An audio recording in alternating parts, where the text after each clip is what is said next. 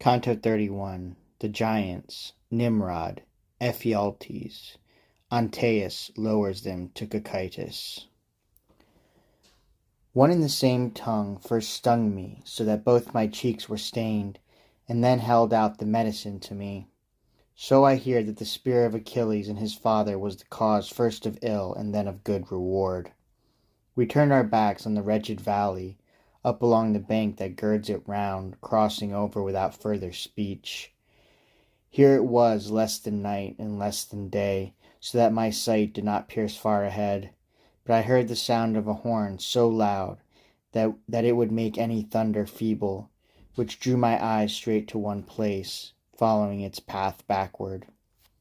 After the dolorous rout, when Charlemagne lost the Holy Company, Roland did not sound his horn so terribly. I had not long held my head turned there, when I seemed to see many high towers. Therefore I, Master, say, what city is this? And he to me, because your sight traverses the shadows from too far away, your imagining is blurred.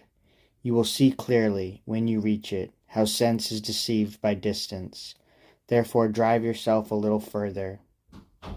Then he took me affectionately by the hand and said, before we are any closer, so that the fact may seem less frightening to you, know that they are not towers, but giants, and they are in the pit around its rim, from the navel downward all of them.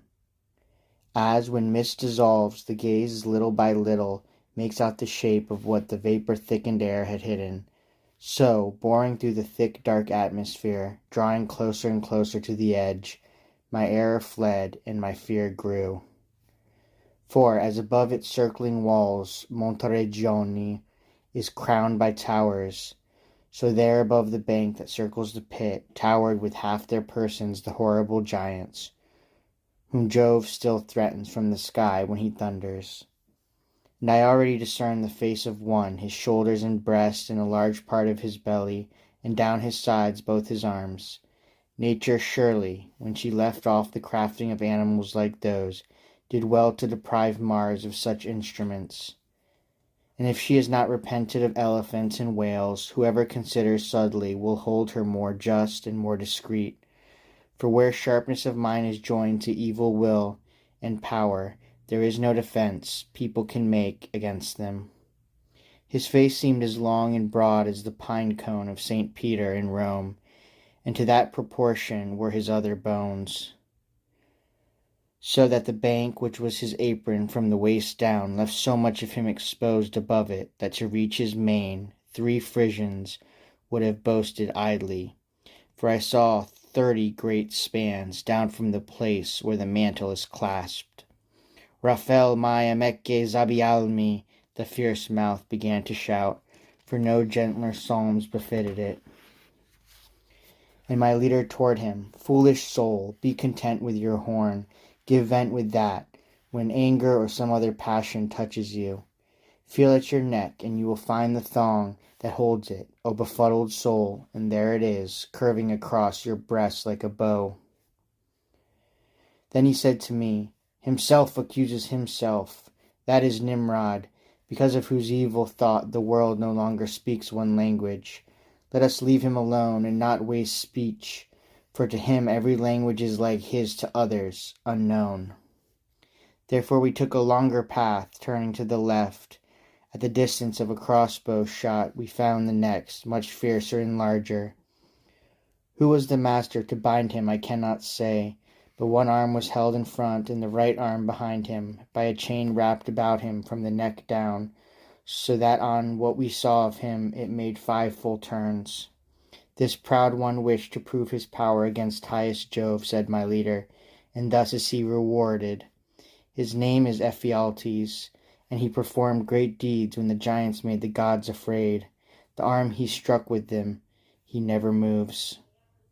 And I to him, if it can be, I would wish my eyes to have experience of the immense Briareus. And he replied, you will see Antaeus near here, who speaks and is unbound. He will place us at the bottom of all wickedness. He whom you wish to see is much further over there, and he is bound and shaped like this one, except that his face seems fiercer. Never could rough earthquake so violently shake a tower as Ephialtes suddenly shook himself. Then more than ever I feared death, and the fright alone would have sufficed had I not seen his bonds. We walked further then, and we came to Antaeus, who rose a good 5 ells, not counting his head, out of the pit. O you who once in the fortunate valley that made Scipio the heir of glory when Hannibal and his men turned tail, brought in 1,000 lions as your catch, and, if you had been present at your brother's great war, it seems some still believe the sons of earth would have been victorious. Set us down, and do not disdain to do so, where the cold locks in Cocytus. Do not make us go to Tityos or to Typhon. This man can give what here is desired, therefore bend down and do not twist your snout. He can still repay you with fame in the world, for he is alive and expects long life still, if grace does not call him before his time. So spoke my master, and he in haste stretched out his hands, whose powerful grip Hercules once felt, and grasped my leader. Virgil, when he felt himself gripped, said to me, "Come here, that I may hold you." Then he made one bundle of himself and me, as Garisenda appears from below the leaning side when a cloud passes above it, so that it seems to fall.